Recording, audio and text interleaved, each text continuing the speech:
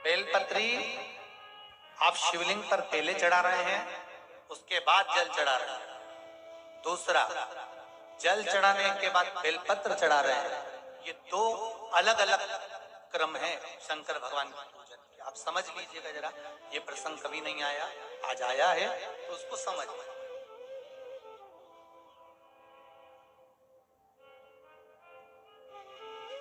पहले बेलपत्र, उसके बाद में जल जो चढ़ाया जाता है, ये रोग मुक्ति के लिए चढ़ाया जाता है। काहे के लिए चढ़ाते हैं? रोग के निवारण, रोग मुक्ति के। आप शिव मंदिर में जाकर दर्शन करेंगे तो दो चीजें अपने को दर्शन करने को मिलेगी। एक, भक्त आता है शंकर जी के मंदिर में, लोग भाव से पहुंचते हैं तो पहले वो क्या करते हैं, पहले बेलपत्री चढ़ा देते हैं, फिर जल चढ़ा देते हैं। और एक भक्त जो शिव मंदिर में पहुंचता है, पहले जल चढ़ाता है, फिर बेलपत्र चढ़ाता है। दोनों का अलग अलग क्रम है, दोनों का अलग अलग भाव वर्णन है।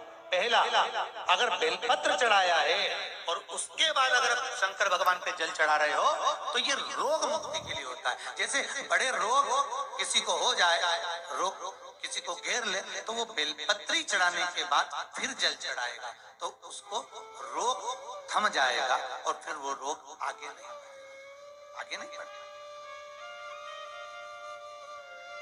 रोगों को थामने के लिए बेलपत्री पहले, फिर जल।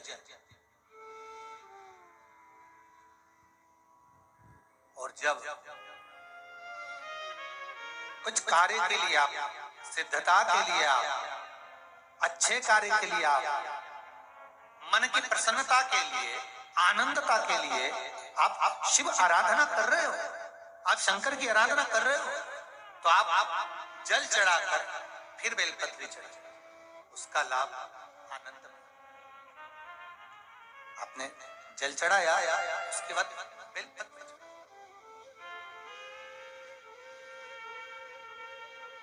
बस एक बात का स्मरण आपको होना चाहिए शिव महापुराण का, कि जब भी आप भगवान शंकर को बेलपत्र चढ़ाते हैं, बेलपत्र समर्पित करते हैं, बेलपत्र समर्पित करते समय प्रयास करा करें कि ये बेलपत्र को जब भी आप समर्पित करें, प्रयास करें कि बीच की जो पत्ती होती है बेलपत्र की, मध्य की जो पत्ती होती है, उसको अंगुष्ठ से पकड़ा जाए। उसके बाद में आप फिर बेलपत्री को शिव पर समर्पित करें, प्रयास करें। बेलपत्र जो हम भगवान शंकर को समर्पित करते हैं, उसका मध्य जो भाग होता है, बेलपत्री का जो 3 देवताओं का मध्य जो भाग होता है, उसको पकड़कर बेलपत्री को शिव को समर्पित करते हैं। पूर्व की कथाओं में यह भी वर्णन किया है कि बेलपत्री की डंडी का मुख कहाँ होना चाहिए।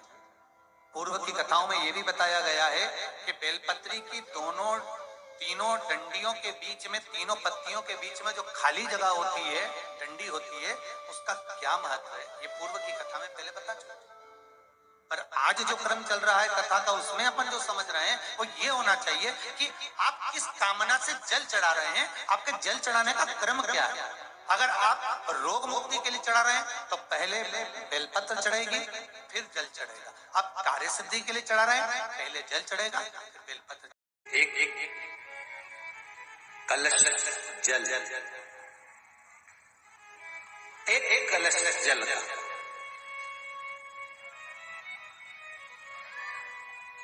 एक बेलपत्र। कभी कोई विशेष कार्य है, अटक रहा है, बहुत दिन से लगे हो, नहीं हो रहा, एक कलश जल, एक बेलपत्र। शिव मंदिर में जब बेलपत्र लेकर जाएं, बेलपत्र रखी सीधे हाथ में, उसके ऊपर रख लिया कलश, उसमें जल भरा हुआ हो, अपनी कामना कर मंदिर में पहुंचकर कलश को उल्टे हाथ में लेकर बेलपत्र को पहले अशोक सुंदरी वाली जगह पर, ये डंडी का जो भाग है जहां से पानी बहता है, अशोक सुंदरी की जो जगह होती है, और ये पत्ती उस जगह पर उसको रख दें, अशोक सुंदरी वाली जगह पर।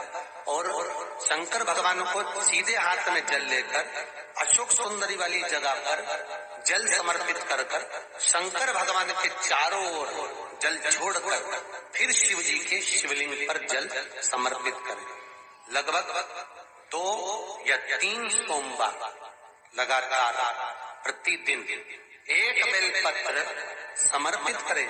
और अगर आपने लगातार 2 सोमवार या 3 सोमवार कर लिया तो जो अटका हुआ कार्य है ना, मेरा देव अधिदेव महादेव उसमें सफलता प्रदान कर देगा। ये विश्वास। अशोक सुंदरी की जगह पिता जितना अपने बेटे की नहीं सुनता उतनी अपनी बेटी की सुनता। बेटा माँ को प्रिय होता है और बेटी बाप को प्रिय होती है। बेटी पिता को प्रिय है।